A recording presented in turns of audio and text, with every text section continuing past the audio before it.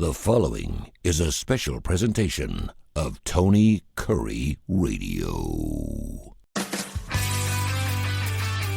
Michael Coleman, the CEO of Heart of Alabama Food Bank. I'm Tony Kurre, a show that we do every single week. We call it BBB, Bite by Bite. And we're talking about equitable distribution this week on our show. You always throw these big words on. I'm like, I don't even know what's equitable. You want people to listen to this show or not? What's equitable distribution? And then you always surprise me with something that's really cool. So explain to me, I know this is a new standard going along with Feeding America, but what is equitable distribution? What do you mean by that?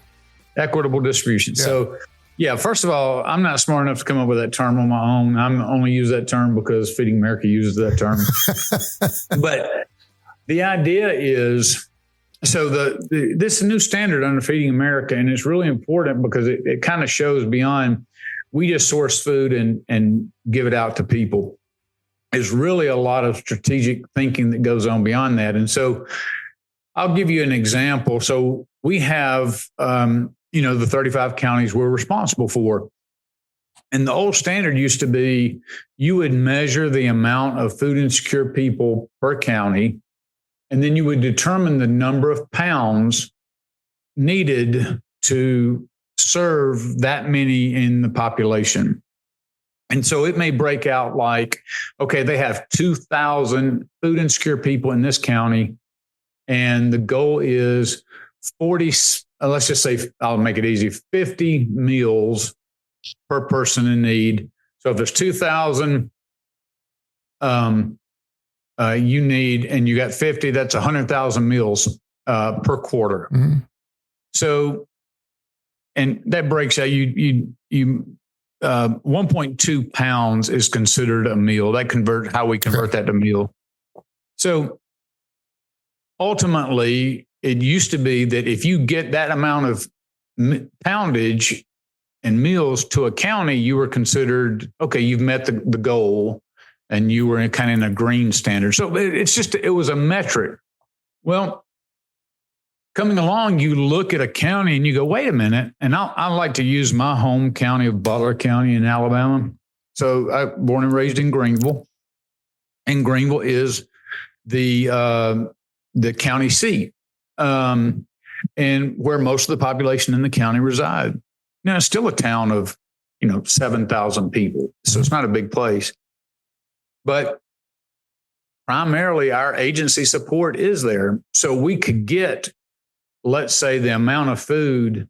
But if most of it or all of it is going to the Greenville area, then the question is, how do people throughout the county get access to that food in the southern part of the county, who may be 30 miles away from a grocery store? How are they being supplemented? So you were checking the box saying, we're getting enough food to the county, but it's not equitably being distributed throughout the county. Yeah. So equitable distribution has really two considerations. So let's say you have County A and County B, and the goal is let's say 75 meals per person. Let's say that's your target for all your counties. Well, County A, you're getting 50 meals per person. County B, you're getting 100 meals. What you have to do is, so there's a county to county equitable distribution. Mm-hmm. So you have to think, okay, I've got to get more food to this county to balance out. I may even have to take some food that I'm distributing. If I'm limited on my food, which we always are, I may have to pull back from. So you have to think strategically, how do you move that food around from agency to agency? But another thought is once you get it to the county, then you have to do an analysis throughout the county and understand, how do I get that out? Because you could just be one town over, but that person doesn't have transportation. It could be an elderly shut-in who doesn't have a way to get to another town. And so there's all those types of considerations of people who are trapped in poverty or seniors on fixed income, all those kind of things. How do you not just get the food to a landmass, but how do you sure it gets into the hands of those who need it? So we're constantly sitting down and planning and thinking and strategizing.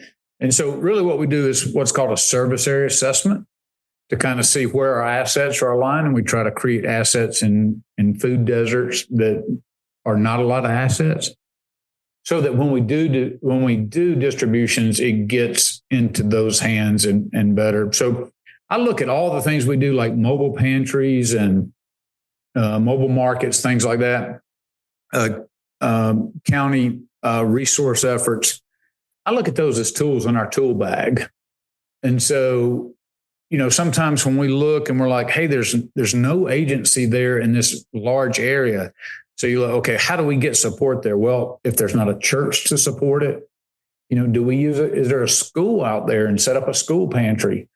Do we, how do we tackle in this area? Because we can no longer just look at half a county who doesn't have any support.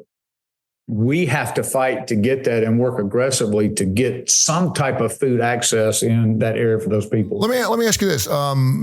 So you and I have had discussions about this. I'm mission minded about these delivery services. I still can't believe that someone would actually order a Big Mac and fries and a Coke through Grubhub. I don't get it.